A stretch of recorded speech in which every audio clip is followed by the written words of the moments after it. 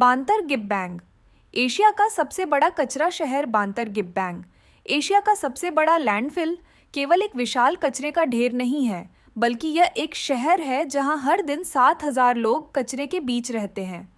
प्रदूषण और गरीबी का सामना करते हुए क्या आप यहां रहने की हिम्मत करेंगे? जानिए बांतर-गिब्बैंग में जीवन की चौंकाने वाली सच्चाई। बांतर-गिब्बैंग का परिचय।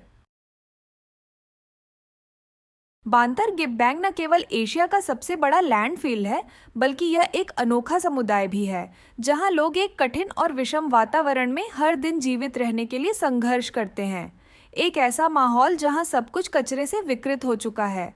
यह केवल एक कचरा निपटान क्षेत्र नहीं है, बल्कि एक कचरे का शहर है जहां 7,000 से अधिक लोग विशाल कचरे के ढेरों के बीच रहते और काम करते हैं। हर दिन यह लैंडफिल 7,000 टन से अधिक कचरा प्राप्त करता है, जो लगभग 1,000 हाथियों के वजन के बराबर है। हम कल्पना कर सकते हैं कि यह लैंडफिल कितनी गंभीर खतरे को जन्म देता है, जहां हर एक टन कचरा न केवल स्वच्छता की समस्या है, बल्कि जीवित रहने का सवाल भी है।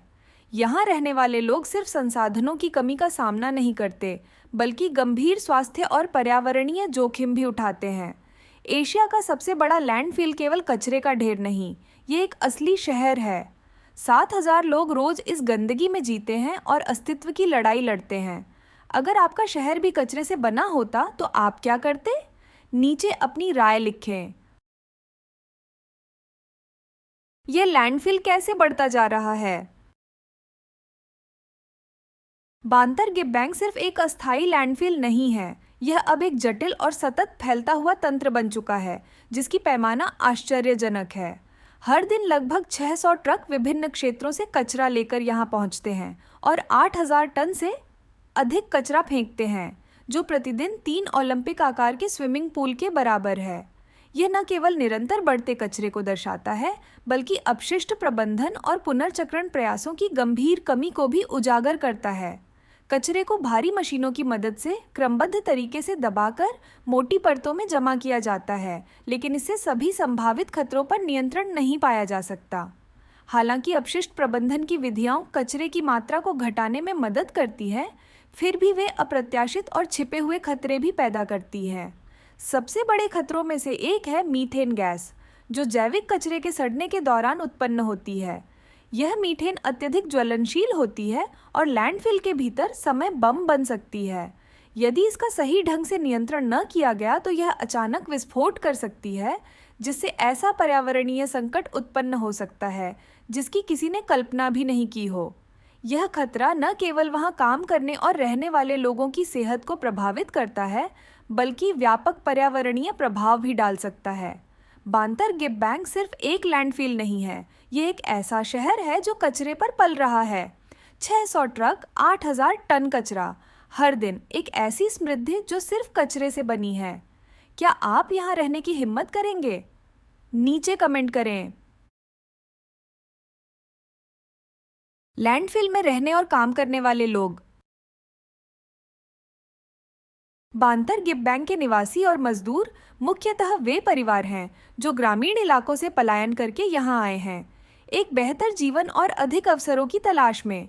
लेकिन बेहतर भविष्य की उम्मीद लेकर आए ये लोग अब गरीबी के एक निर्दयी चक्र में फंस चुके हैं, जहाँ से निकलना लगभग असंभव है।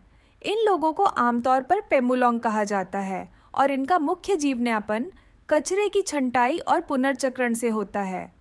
उनका रोज का काम कचरे के ढेर में से उपयोगी सामग्री जैसे धातु, प्लास्टिक और कागज की तलाश करना होता है, जिन्हें बेचकर वे अपना गुजारा करते हैं। दुर्भाग्यवश इस मेहनत से मिलने वाली आमदनी बहुत कम होती है। लैंडफिल में काम करने वाला एक व्यक्ति प्रति माह केवल 5 लाख से 1 मिलियन रुपए, लगभग 30 से 65 अमेरिकी डॉलर कमा सकता है, जो कि उनके बुनियादी जीवन की ज़रूरतें जैसे खाना, आश्रय या स्वास्थ्य सेवा तक को पूरा करने के लिए भी नाकाफ़ी है। यह स्थिति गहरी सामाजिक असमानता को उजागर करती है, जहां ये श्रमिक जो कठिन और खतरनाक परिस्थितियों में दिन रात मेहनत करते हैं, अत्यंत कष्ट सहते हुए भी अपनी जिंदगी बेहतर नहीं बना पाते। सुबह से लेकर रात तक काम करने के बावजूद वे अपनी सबसे बुनियादी ज़रूरतें भी पूरी नहीं कर पाते। यह जीवन एक ऐसी निरंतर जंग बन जाता है जो लगातार असंभव सी लगती है। आर्थिक तंगी के अलावा ये परिवार अपने बच्चों की शिक्षा में निवेश करने में भी असमर्थ होते हैं। शिक्षा की यह कमी विकास के अवसरों को और कम कर देती है, जिससे शहरी और ग्रामीण जनसंख्या के बीच की खाई और अधिक गहरी हो जाती है। अगली पीढ़ी भी अपने माता पिता की तरह उन्हीं कठिनाइयों का सामना करती है और गरीबी के इस चक्र से निकल पाने की उम्मीद बहुत कम रह जाती है। इतनी विकट परिस्थितियों के बावजूद बांतर गिब्बैंग के लोग आशा का दामन थामे रहते हैं। भयानक जीवन स्थितियों और आवश्यक सेवाओं की अनुपस्थिति के बावजूद वे अपने और अपने बच्चों के लिए एक बेहतर भविष्य का सपना देखते हैं। हालांकि उनकी कठोर सच्चाई इस सपने को बहुत दूर बना देती है। संसाधनों, अवसरों और बुनियादी ढांचे की कमी उन्हें एक संघर्षमय जीवन में बांध कर रखती है। बांतर गिब्बैंग में रहने वाले लोग मानव जिजीविका का प्रमाण हैं, लेकिन बेहतर जीवन की उनकी आशा बार बार कम पड़ते संसाधनों और अवसरों की कमी से टकरा जाती है, और वही सपना जिसे वे इतनी शिद्दत से चाहते हैं दिन ब दिन और दूर होता जाता है। कचरे के शहर में भोजन। बांतर गिब्बैंग की एक उल्लेखनीय विशेषता है यहाँ मौजूद अस्थायी फूड स्टॉल, जो इस क्षेत्र में काम करने वाले मजदूरों को गर्म भोजन उपलब्ध कराते हैं। हालांकि ये भोजन सामान्य नहीं होते, इनमें गंभीर स्वास्थ्य जोखिम छिपे होते हैं। यहाँ का खाना अक्सर प्लास्टिक कचरे को जलाकर पकाया जाता है, जो एक अत्यंत हानिकारक प्रथा है। प्लास्टिक जलाना न केवल एक आदिम और खतरनाक खाना पकाने का तरीका है, बल्कि इससे डायोनेक्सिन और अन्य जहरीली गैसें भी निकलती हैं। ये रसायन हवा को प्रदूषित करते हैं और मानव शरीर में जमा हो सकते हैं, जिससे दीर्घकालिक स्वास्थ्य समस्याएं, विशेष रूप से श्वसन रोग और कैंसर उत्पन्न हो सकती है। इस क्षेत्र की एक विशेष डिश है टोफू राख, कचरा टोफू, जिसे असली सोयाबीन से बनाया जाता है, लेकिन इसे प्लास्टिक जलाकर पकाया जाता है। यह व्यंजन बहुत सस्ता होता है और बांतर गिब्बैंग के गरीब लोगों के लिए एक जीवित रहने का विकल्प बन चुका है, लेकिन प्लास्टिक को ईंधन के रूप में इस्तेमाल करने से गंभीर स्वास्थ्य जोखिम पैदा होते हैं। प्लास्टिक जलने से निकलने वाले रसायन कैंसर, सांस की बीमारियां और यहाँ तक कि तंत्रिका तंत्र को नुकसान पहुँचा सकते हैं। यह खतरा न केवल उन लोगों को प्रभावित करता है जो इस भोजन का सेवन करते हैं, बल्कि यह आसपास के पर्यावरण को भी प्रदूषित कर सकता है, जिससे व्यापक समुदाय की सेहत पर असर पड़ता है। यह समस्या केवल भोजन की गुणवत्ता या सुरक्षा की नहीं है, ये एक गहरी मानवीय चिंता को दर्शाती है। सुरक्षित और स्वास्थ्यवर्धक भोजन तक पहुंच का अधिकार। बांतर गिब्बैंग जैसी विषम परिस्थितियों में रहने वाले लोगों के लिए ऐसा भोजन प्राप्त करना जो सुरक्षित और पोषण युक्त हो, कोई सहज उपलब्ध चीज़ नहीं है, बल्कि एक दूर की आशा है। गरीबी और अभाव के कारण वे ऐसे खतरनाक विकल्पों को अपनाने के लिए मजबूर हो जाते हैं, जो अंततः उनके जीवन और स्वास्थ्य को खतरे में डाल देते हैं। एक शहर बनाने के लिए प्लास्टिक जलाना। बांतर गिब्बैंग में प्लास्टिक कचरा केवल एक गंभीर पर्यावरणीय समस्या नहीं है, ये एक भूमिगत उद्योग का संसाधन भी बन गया है, खासकर चूना पत्थर, क्विकलाइम के उत्पादन में, जो निर्माण क्षेत्र का एक आवश्यक घटक है। अब प्लास्टिक जलाना क्विकलाइम बनाने की मुख्य विधि बन चुकी है, जिससे निर्माण कंपनियां लागत घटा रही हैं, लेकिन इसके गंभीर पर्यावरणीय परिणाम सामने आ रहे हैं।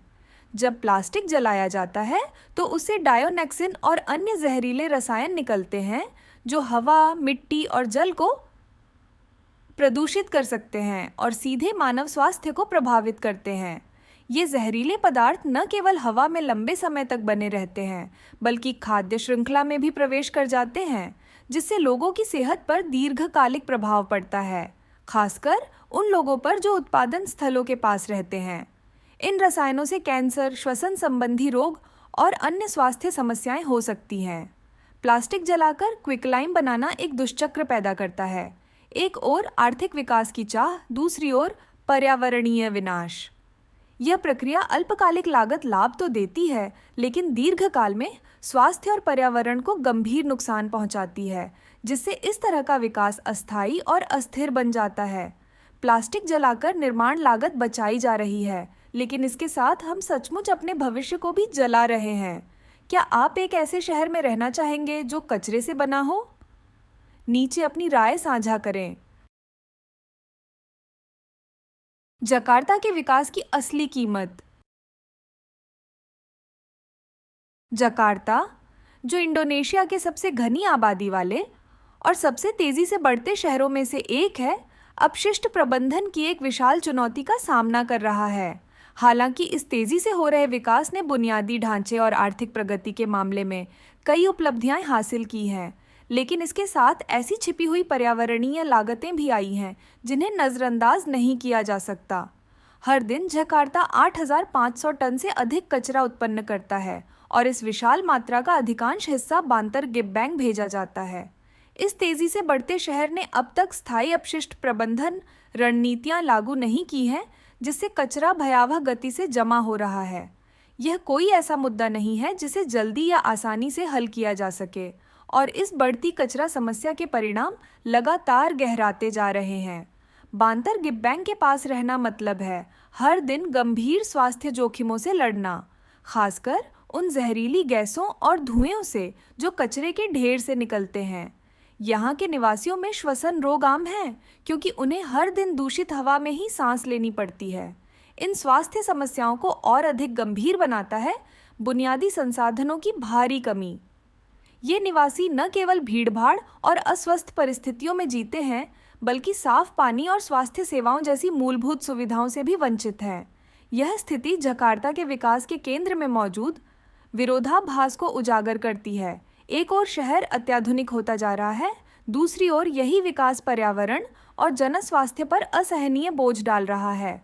और इस बोझ का सबसे बड़ा खामियाजा वही गरीब समुदाय भुगत रहे हैं, जो शहर के कचरे में सबसे कम योगदान देते हैं, लेकिन उसी कचरे के सबसे अधिक घातक परिणामों का सामना करते हैं। सुविधा की कीमत।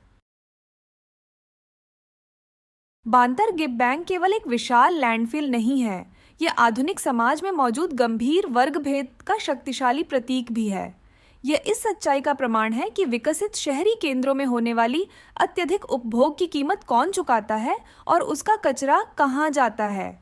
सच्चाई यह है कि जकार्ता जैसे समृद्ध शहरों में जो भी हम फेंकते हैं वह कहीं गायब नहीं होता, बल्कि उसे ऐसे इलाकों में भेज दिया जाता है जहां सबसे कमज़ोर और गरीब समुदाय रहते हैं, जैसे बांतर गिब्बैंग। यहाँ पर गरीब लोग दूसरों की विलासिता और उपभोग के दुष्परिणाम झेलने को मजबूर है।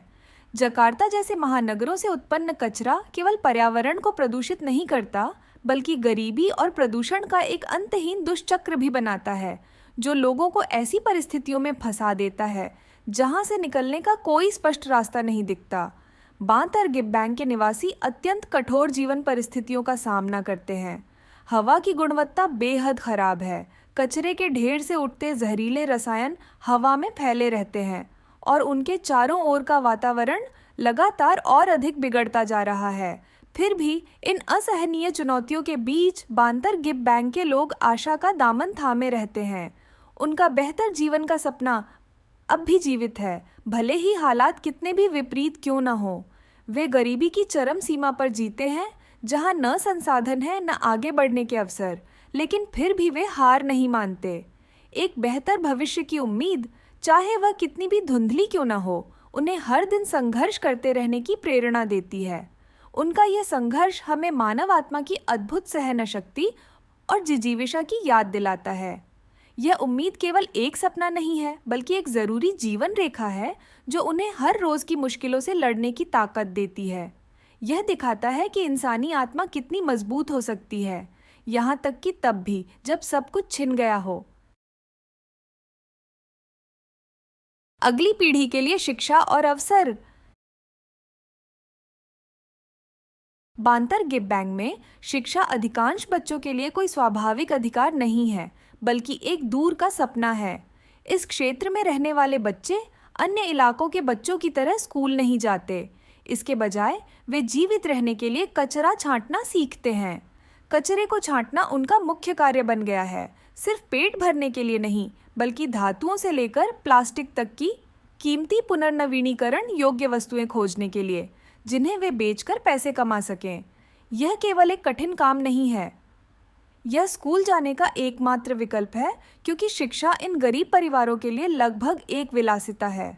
हालांकि वे जानते हैं कि गरीबी से बाहर निकलने का एकमात्र रास्ता शिक्षा है, फिर भी बांतर गिब्बैंग के कई माता पिता एक कठोर सच्चाई का सामना करते हैं। वे अपने बच्चों को स्कूल भेजने का खर्च नहीं उठा सकते, इसलिए उन्हें अपने बुनियादी ज़रूरतों की कुर्बानी देनी पड़ती है। यहाँ तक कि कई बार खाना छोड़कर बच्चों के लिए किताबें और स्कूल की चीज़ें खरीदने के लिए पैसे बचाने की कोशिश करते हैं। कुछ तो इस हद तक चले जाते हैं कि ज़रूरी खर्चों को कम कर देते हैं, सिर्फ इस उम्मीद को जिंदा रखने के लिए कि शायद उनके बच्चों का भविष्य बेहतर हो सके। लेकिन यह आसान नहीं है, क्योंकि कठोर जीवन स्थितियाँ, शिक्षा और स्वास्थ्य सेवाओं की कमी और ऐसा वातावरण जो युवाओं के विकास का समर्थन नहीं करता, ये सभी चीज़ें शिक्षा के सपने को और भी कठिन बना देती हैं। वे शिक्षा को एक अलग भविष्य तक पहुंचने वाला इकलौता पुल मानते हैं, लेकिन यह अवसर अब भी दूर की बात बना हुआ है, क्योंकि उनके चारों ओर की कोई भी चीज़ अगली पीढ़ी के विकास का समर्थन नहीं करती। इन बच्चों को न केवल शिक्षा की पहुंच नहीं है, बल्कि उनके रहने के वातावरण से उनकी सेहत को भी गंभीर खतरे हैं। ये एक दिल तोड़ देने वाली सच्चाई को दर्शाता है, अन्याय और सामाजिक विभाजन की। बेहतर जीवन की चाह हमेशा मौजूद है, लेकिन उसे पाने का अवसर भौतिक कठिनाइयों के कारण बहुत सीमित हो गया है, जिन्हें वे पार नहीं कर सकते। बांतर गिब्बैंग में एक उज्जवल भविष्य का सपना लगभग असंभव प्रतीत होता है, क्योंकि शिक्षा और स्वास्थ्य जैसी बुनियादी ज़रूरतों की अनदेखी की जाती है। यहाँ के बच्चे स्कूल जाने की बजाय कचरा छांटना सीखते हैं। माता पिता किताबें खरीदने के लिए खाना छोड़ते हैं। क्या अब भी तुम होमवर्क की शिकायत कर रहे हो? नीचे कमेंट करके बताओ। कबाड़ बीनने का काम और गरीबी। बांतर गिब्बैंग में कबाड़ बीनना, जिसे स्थानीय भाषा में पेमुलोंग कहा जाता है, केवल एक थकाऊ काम ही नहीं है, बल्कि यह अत्यंत जोखिम भरा भी है, जहां मजदूरों को कल्पना से परे कठिनाइयों का सामना करना पड़ता है। वे धातु के हुक, बेंत की टोकरियां और टॉर्च जैसी साधारण चीज़ों का उपयोग करके विशाल कचरे के ढेरों में से पुनर्नवीनीकरण योग्य सामग्री खोजते हैं। यह काम अत्यधिक शारीरिक सहनशक्ति, निरंतर दृढ़ता और असंख्य चुनौतियों का लंबे समय तक झुलसती धूप में सामना करने की क्षमता की मांग करता है। लेकिन इस काम से भी कठिन है वह अस्थिर जीवन जिसे ये मजदूर जीते हैं। एक ऐसा जीवन जहां आमदनी इतनी कम है कि बुनियादी ज़रूरतें पूरी करना भी मुश्किल हो जाता है।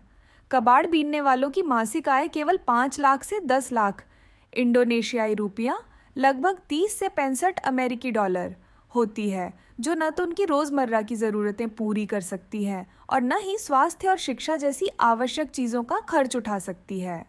यह आमदनी केवल दिन प्रतिदिन जिंदा रहने लायक होती है, जबकि भोजन, मकान और दवाइयों जैसी बुनियादी चीज़ों की कीमतें लगातार बढ़ रही हैं। वे दिन रात बिना आराम के लगातार मेहनत करते हैं, फिर भी गरीबी के चक्र से बाहर नहीं निकल पाते। हालांकि कबाड़ बीनना जीवित रहने के लिए ज़रूरी काम है, पेमुलोंग सामाजिक संसाधनों और अवसरों के असमान वितरण का शिकार है। वे गरीबी के एक ऐसे चक्र में फंसे हुए हैं जिससे निकलना उनके लिए लगभग असंभव है। वित्तीय तंगी उन्हें दीर्घकालिक अवसरों में निवेश करने से रोकती है, विशेष रूप से अपने बच्चों की शिक्षा में, जिसके परिणाम स्वरूप एक पूरी पीढ़ी ऐसे ही पलती है जिसे कठिनाइयों को पार करने और गरीबी से बाहर निकलने का कोई औजार नहीं मिल पाता। यह एक दिल दहला देने वाली सच्चाई है कि मेहनत और संघर्ष के बावजूद इन गरीब मजदूरों को अपने जीवन को बेहतर बनाने का मौका नहीं मिल पाता। वे एक ऐसे अन्याय व्यवस्था के शिकार बन जाते हैं जहां एक बेहतर जीवन की संभावना बाहरी कारकों से नियंत्रित होती है, जिन पर उनका कोई वश नहीं है। कचरा टोफू से बना जहरीला भोजन। बांतर गिब्बैंग में आमतौर पर खाया जाने वाला एक व्यंजन है टोफू राख, कचरा टोफू, जिसे असली सोयाबीन से बनाया जाता है, लेकिन पकाने के लिए प्लास्टिक कचरे का उपयोग ईंधन के रूप में किया जाता है। यह व्यंजन एक विशेष धुएंदार स्वाद देता है, लेकिन इसे प्लास्टिक जलाकर पकाना अत्यंत विषैला होता है। प्लास्टिक के जलने से डायऑक्सिन और कैंसर पैदा करने वाली गैसों जैसी घातक रसायन निकलते हैं, जो श्वसन प्रणाली को गंभीर रूप से नुकसान पहुंचा सकते हैं और फेफड़ों के कैंसर, दिल की बीमारी जैसी बीमारियों का जोखिम बढ़ा देते हैं। डायोक्सिन सबसे विषैले रसायनों में से एक शरीर में लंबे समय तक बना रहता है और पीढ़ी दर पीढ़ी जमा होता चला जाता है। ये विषाक्त पदार्थ केवल उन लोगों को ही नहीं प्रभावित करते जो यह भोजन खाते हैं, बल्कि पूरे पर्यावरण में फैलकर हवा, मिट्टी और पानी को भी प्रदूषित करते हैं, जिससे सार्वजनिक स्वास्थ्य को दीर्घकालिक नुकसान होता है। बांतर गिब्बैंग में रहने वाले लोगों के पास और कोई विकल्प नहीं होता। वे केवल यही खा सकते हैं, क्योंकि इसी के सहारे वे इस अत्यंत गरीब और वंचित माहौल में जिंदा रह पाते हैं। यह स्थिति एक गहरे सामाजिक अन्याय को उजागर करती है। यहाँ भोजन खुद एक बड़ा स्वास्थ्य संकट बन चुका है और सुरक्षित भोजन की अनुपलब्धता इस बात को दर्शाती है कि किस हद तक समाज ने गरीबों को उनके हाल पर छोड़ दिया है। सबसे गरीब और सबसे असुरक्षित लोग अपनी गरीबी की वजह से भयंकर स्वास्थ्य जोखिमों को झेलने के लिए मजबूर हैं और यही सबसे बड़ा अन्याय है। मूक मौतें, कचरे के बीच छिपी बीमारी और मृत्यु। बांतर गिब्बैंग में मौत अक्सर शोर के साथ नहीं आती, वह चुपचाप आती है। फेफड़ों, त्वचा और रक्त प्रवाह के रास्ते भीतर घुसती है। इसके कारण बहुत कम ही नाटकीय होते हैं। ये धीरे धीरे और छुपकर होते हैं। सालों तक जहरीले धुएं में सांस लेने, सड़ते हुए कचरे के बीच जीने और जलती हुई प्लास्टिक पर पके भोजन को खाने से उपजते हैं। यहाँ के लोगों को न तो क्लिनिक तक पहुँच है, न दवाओं की सुविधा और न ही बुनियादी स्वच्छता। वे बीमारी के प्रकोप के सामने पूरी तरह असहाय हैं। अधिकांश लोगों ने अपने जीवन में कभी डॉक्टर को देखा ही नहीं। रोकथाम संबंधी देखभाल की कोई कल्पना नहीं। एक लगातार खांसी बिना इलाज के तपेदिक बन जाती है। एक मामूली दाने से गंभीर संक्रमण हो जाता है। श्वसन संबंधी बीमारियां, पाचन विकार और दीर्घकालिक स्वास्थ्य समस्याएं यहाँ आम बात है। और कैंसर, वह तो न तो पहचाना जाता है, न ही कभी इलाज किया जाता है। लेकिन शायद इससे भी अधिक भयावह बात यह है कि मृत्यु के बाद क्या होता है। न तो कोई मृत्यु घोषणा होती है, न अंतिम संस्कार का शिष्टाचार, न कोई औपचारिक विदाई। शवों को अक्सर बिना किसी दस्तावेज प्रक्रिया या सरकारी मान्यता के जल्दी जल्दी दफना दिया जाता है। बहुत से लोग बिना नाम के मर जाते हैं। उनका जीवन उसी व्यवस्था द्वारा मिटा दिया जाता है जो उन्हें कभी सुरक्षा नहीं दे सकी। ये अदृश्य मौतें केवल एक त्रासदी नहीं है, बल्कि ये एक मानवाधिकार संकट है। इस तरह मरने वाला हर व्यक्ति हमें यह तीखी याद दिलाता है कि दुनिया ने कैसे उन लोगों की उपेक्षा करना चुन लिया है जिन्हें वह गैर ज़रूरी समझती है। हर कचरे के ढेर के पीछे सिर्फ कचरा नहीं है, वहाँ एक टूटा हुआ जीवन है, एक बर्बाद व्यवस्था है और एक मूक चीख है जिसे कोई नहीं सुनता। बच्चे और टूटे हुए सपने। कचरे के शहर में एक बर्बाद होता बचपन। बांतर गिब्बैंग के बच्चों के लिए मासूमियत जैसी कोई चीज़ नहीं होती। जैसे ही वे चलना सीखते हैं, उन्हें हुक और बोरियां थमा दी जाती हैं। किताबें पढ़ने या गणित सीखने के बजाय वे कचरे के ढेरों से सामान छांटना सीखते हैं। शिक्षा यहाँ एक दूर का सपना है जिसे अक्सर परिवार को खाना खिलाने की तात्कालिक ज़रूरत कुचल देती है। इस जगह में बचपन की पहचान स्कूल की घंटियों या लोरियों से नहीं होती, बल्कि धातु की खड़खड़ाहट, जहरीली गैसों की जलन और बीमारी या चोट के हमेशा मौजूद खतरे से होती है। बच्चे नंगे पांव टूटे कांच और झंग लगे कीलों पर दौड़ते हैं। वे रासायनिक पानी की बदबूदार कीचड़ में चलते हैं। उन्हें धातु की पहचान वर्णमाला से ज़्यादा अच्छे से आती है। कुछ गैर सरकारी संगठनों NGO ने इस अंधेरे को थोड़ा बदलने की कोशिश की है। कहीं कहीं अस्थायी स्कूल या चलती फिरती कक्षाएं शुरू की गई हैं, लेकिन उनकी पहुंच सीमित है और ज़रूरतें इतनी बड़ी कि पूरा नहीं किया जा सकता। हर उस बच्चे के पीछे जो एक पाठ पढ़ने पहुंचता है, दर्जनों बच्चे ऐसे होते हैं जो गरीबी और मजदूरी के इस चक्र में फंसे रहते हैं, और जो थोड़ी सी शिक्षा पा भी लेते हैं, उनके लिए इस दलदल से निकलने की उम्मीद बहुत ही कम होती है। अगर निरंतर सहायता न मिले तो ये छोटी छोटी उम्मीदें भी धीरे धीरे बुझ जाती है। यह लैंडफिल सिर्फ कचरे को नहीं कुचलता, यह सपनों को भी रौंद देता है। यह कल्पनाओं को चुरा लेता है और उनकी जगह सिर्फ जीने की आदतें छोड़ता है। ये वे बच्चे हैं जो अदृश्यता में पैदा हुए हैं और एक ऐसी दुनिया में बड़े हो रहे हैं जिसने ना कभी उनसे कुछ उम्मीद की और ना ही उन्हें कभी ज्यादा की उम्मीद करने का मौका दिया। टेक्नोलॉजी कचरा। बंतर गिव बैंक के दरवाजे पर दस्तक देती एक नई विनाशकारी धमकी। घरों से निकलने वाले अंतहीन कचरे के पहाड़ों के बीच अब एक और भी खतरनाक संकट उभर रहा है। इलेक्ट्रॉनिक कचरा। पुराने मोबाइल फोन, फेंके गए प्रिंटर, टूटे हुए टेलीविजन और खराब बैटरियां अब बंतर गिव बैंक की सड़ती खाद्य वस्तुओं और प्लास्टिक की ढेरों में शामिल हो गई हैं। लेकिन केले के छिलकों या सोडा के डिब्बों के विपरीत ई कचरे के भीतर सीसा, लीड, पारा, मेर्क्यूरी, आर्सेनिक और कैडमियम जैसे जहरीले रसायनों का एक खतरनाक मिश्रण छुपा होता है जो न तो सड़ता है और न ही गायब होता है। ये रसायन मिट्टी में रिसते हैं, पानी के स्रोतों को दूषित करते हैं और अदृश्य लेकिन घातक धुएं छोड़ते हैं। और सबसे खतरनाक बात यह है कि ये जहर मानव शरीर में जमा हो जाते हैं और विशेषकर बच्चों के शरीर में, जो अभी विकसित हो रहे होते हैं, स्थायी क्षति पहुंचा सकते हैं। बिना किसी नियम, कानून या प्रशिक्षण के बंतर गिव बैंक के बहुत से निवासी इन इलेक्ट्रॉनिक उपकरणों को खोलकर तार और धातु के पुर्जों को निकालने का प्रयास करते हैं ताकि उन्हें बेचकर कुछ पैसे मिल सकें। यह सब काम वे बिना दस्ताने या किसी भी तरह के सुरक्षा उपकरण के करते हैं। वे जलती हुई तारों से निकलने वाला धुआं सीधे सांस के साथ भीतर ले लेते हैं। वे बैटरियों को तोड़ते हैं जो कभी भी फट सकती हैं। वे सर्किट बोर्डों को पिघलाते हैं, यह जाने बिना कि जिस धुएं को वे निगल रहे हैं वह उनकी जिंदगी के दशकों को कम कर सकता है।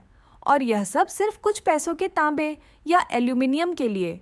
यह एक दुखद विरोधाभास है जहां वैश्विक तकनीकी उद्योग प्रगति और नवाचार का दावा करता है, वहीं उसी प्रगति के फेंके गए अवशेष धरती के सबसे असहाय लोगों को झड़ दे रहे हैं।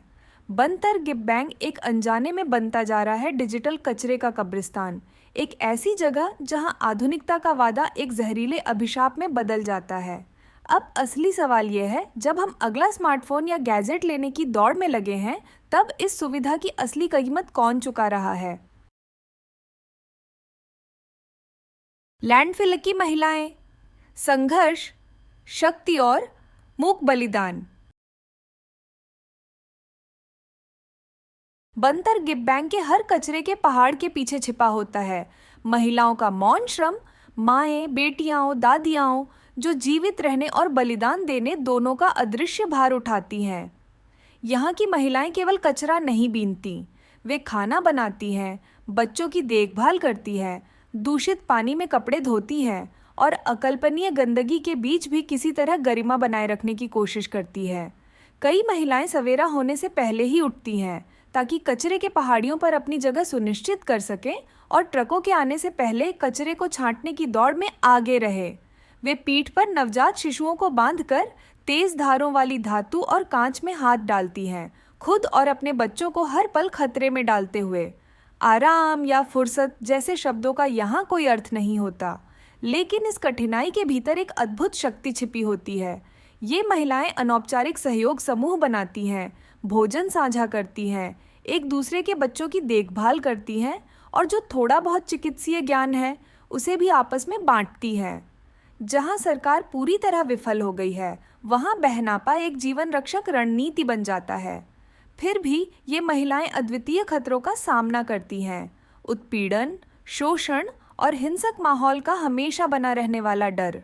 स्वच्छता की बुनियादी सुविधाएं लगभग नहीं के बराबर हैं, जिससे उनकी सुरक्षा और स्वच्छता हमेशा खतरे में रहती है। प्रजनन स्वास्थ्य तक कोई पहुंच नहीं होने के कारण कई महिलाएं संक्रमण, जटिलताओं और अवांछित गर्भावस्था जैसे मुद्दों से चुपचाप पीड़ा झेलती हैं। बंतर गिव बैंक की महिलाएं इस कचरे के शहर की अनकही रीढ़ हैं। वे सबसे अधिक सहती हैं, सबसे अधिक जोखिम उठाती हैं और अक्सर उन्हें ही सबसे कम मिलता है। उनका जीवन संघर्ष और अन्याय दोनों की गवाही देता है।